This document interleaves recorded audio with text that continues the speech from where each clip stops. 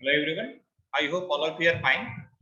So far we have been talking about the Indian economy for the past 2 weeks, and I hope I have covered all the major topics relating to the Indian economy. Today also we are going to have a very important discussion which is revolving around the Indian economy. When we actually talk about the economy of our country, it usually revolves around two major aspects, and these are, the manufacturing sector or the production sector on the one hand, and the service sector on the other hand. And on ground reality, it shows that the service sector is playing a major role, an important role in the overall economic growth of the country in terms of its contribution in the GDP, which is more than 50%. To be precise, it was observed to be 53% last year. So, service sector have grown by leaps and bounds in the past years, thanks to the software industry, which the whole world looks into our country for our support. And apart from that, we also have equally grown in the field of the transportation and the hotel industry, to name a few, and many other hospitality issues. So, hi, I'm Professor P.K. Pathak, and going to have a detailed discussion on the services sector of our country.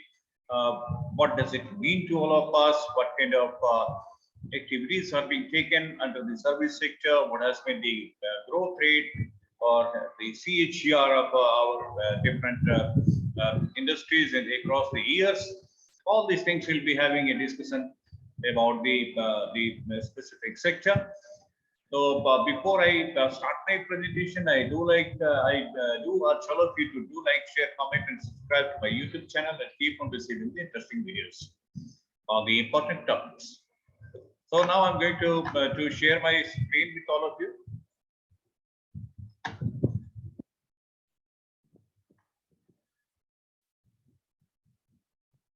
I hope all of you can see.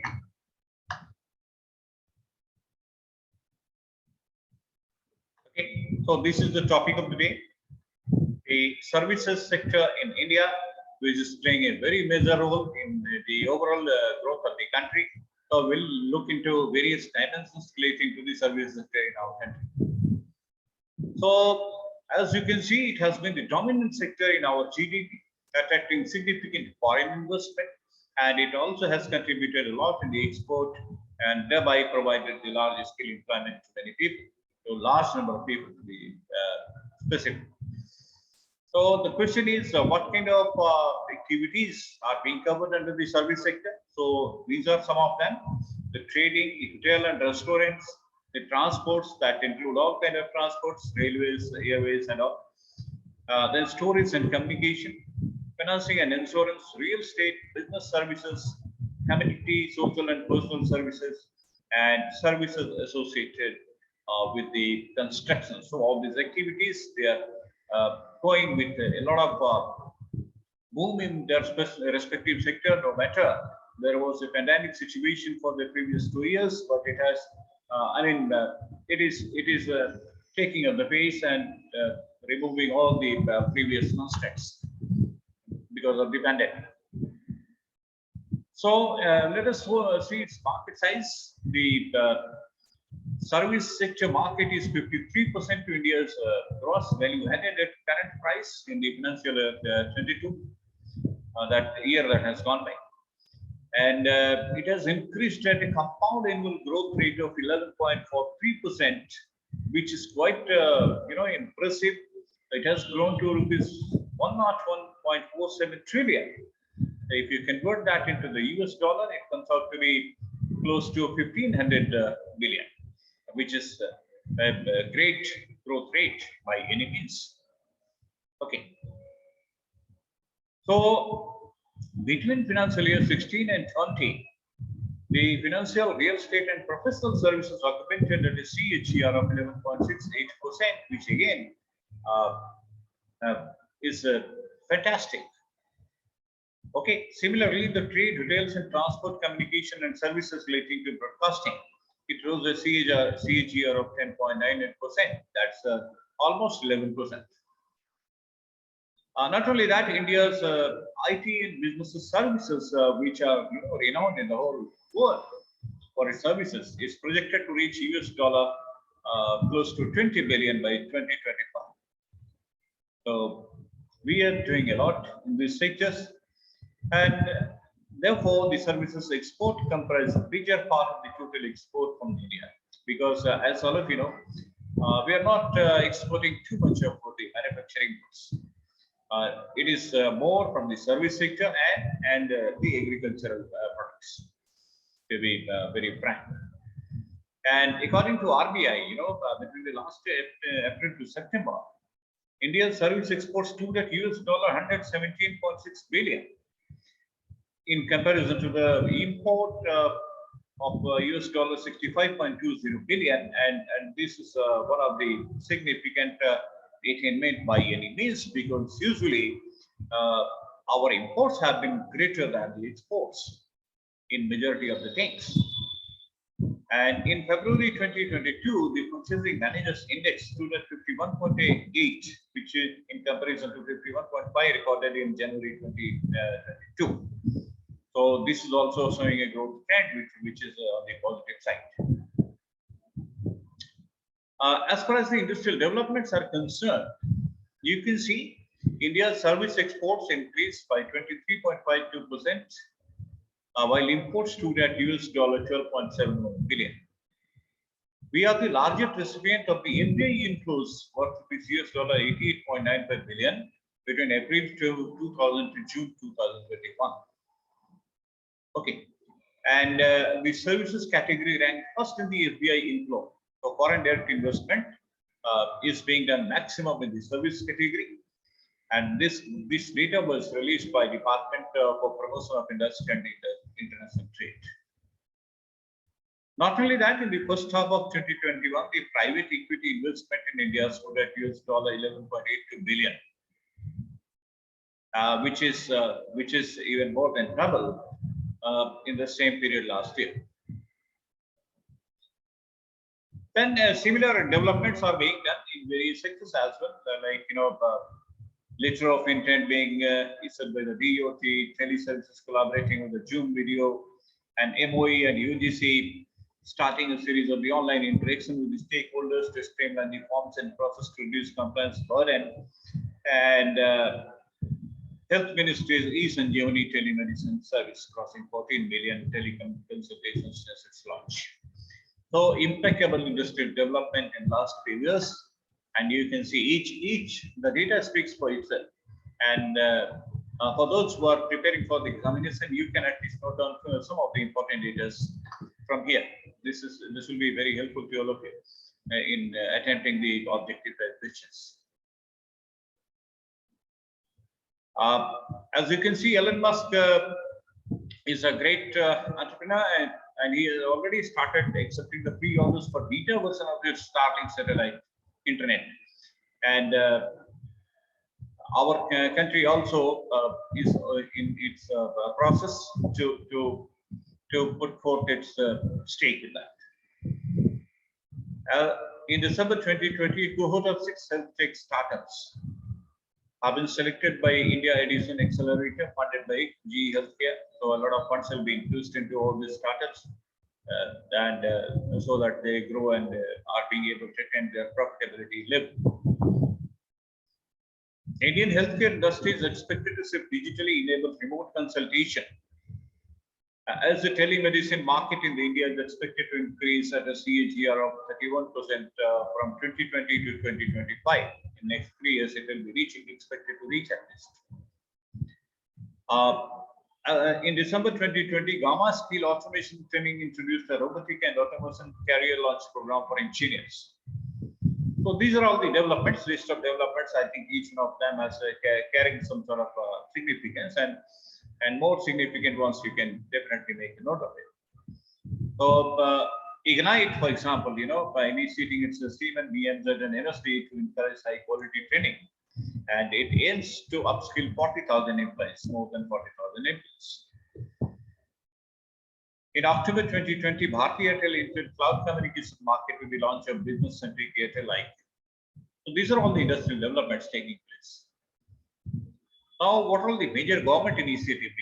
Because without having the push from the government side, it is very difficult for all this business development to take place the way they are taking.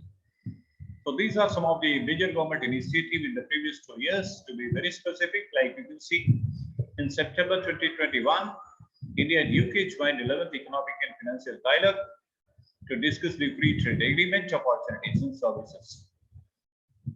Credit to non-food industries uh, to the tune of 110.86 billion. The government is planning to introduce a credit incentive program worth 50,000 crore to boost the healthcare infrastructure. India and Australia announced its collaboration in the cyber-enabled critical technologies, again, such as the 5G telecom networks. And in October 2021 alone, major things were initiated by our Prime Minister, like, establishment of 157 new medical colleges to boost the accessibility of the affordable health treatment. Then launch of a production link incentive scheme to boost the manufacturing of telecom and network products in India. Then launching of the phase 2 of the Mahatma Gandhi National Fellowship to empower the students and boost the skill development. And Ayushman Bharat Health Infrastructure Mission to strengthen the critical healthcare network across India. So these were some of the government initiatives. In the Union Budget 21-22, the government allocated 7,000 crores for BharatNet program to boost digital connectivity. FDI limit for insurance companies raised from 49%. Earlier it was limited to 49% because they were in the thought that majority and minorities will come into. But it was later on released, increased to 74% and 100% for the insurance intermediaries, thereby giving a lot of boost to the FDIs. And that's the reason probably why the FDI happens to be the highest in our country. Similarly, in March 21, the central government infused 14,500 crore capital in the Central Bank, Indian Overseas Bank, Bank of India, and UCO Bank. So what it actually leads to? It leads to availability of more money with the banks, who in turn are going to sanction loans to the private entrepreneurs who are into the field of manufacturing or the services sector. So thereby giving impact on the overall economic growth of the country. Similarly, on the January 15, 2021, the third phase of PMKVY, that is Pradhan Mantri Kausal Vikas Rozgar Yojana, it was launched with 300 skill courses. So its target is to train 8 lakh candidates in the next couple of years. In the same January 2021, the DoT signed an MOU with the Ministry of Communication of Japan to strengthen the cooperation in 5G technologies, telecom security, and submarine optical fiber cable system. So in the next 5 years, Ministry of Electronics and Information Technology is working to increase the contribution of the digital economy to 20% of the GDP. And to be specific, the digital economy is already taking pace, and you can feel the difference now. Even you go to the market and you will find that even the vegetable vendors, they are having this scanning system, and even you can pay them digitally. So our country has grown a lot, and our dependency on the ATM has actually reduced from 78% 5 years back to almost 20-25% only. So majority of the transactions are being done through the digital economy, and it is expected to grow further. Prime Minister also announced the National Digital Health Mission to provide a unique health ID to every Indian. And this is a great revolution in the healthcare industry by making it easily accessible to everyone in the country. National Broadband Mission also has been launched to provide broadband access to all villages by the end of the year 2022. Finally, what is the way ahead? It's definitely going on the positive side, and you can see the projections in the form of the way ahead, that by 2025, healthcare industry is expected to reach US dollar 372 billion, And digital economy estimated to reach $1 trillion by 2025. India's IT and business services sector is expected to reach $14.3 billion with 8% growth, which is by any means it's a great growth rate. Okay, and the implementation of a GST has created a common national market, reducing the overall tax burden on the goods, and it is going to have positive impact on the overall growth of the country. And finally, the software service industry is expected to reach $1 trillion by 2030. So to conclude, we can say that Indian services sector is playing a major important role in our economical growth of the country, and it is also very positive with the kind of initiatives taken by the government of the country, and being taken positively by all the entrepreneurs across the country. So hopefully the services sector is going to grow by leaps and bounds and times to come, and we'll be seeing its positive changes, notable changes in next 4 to 5 years.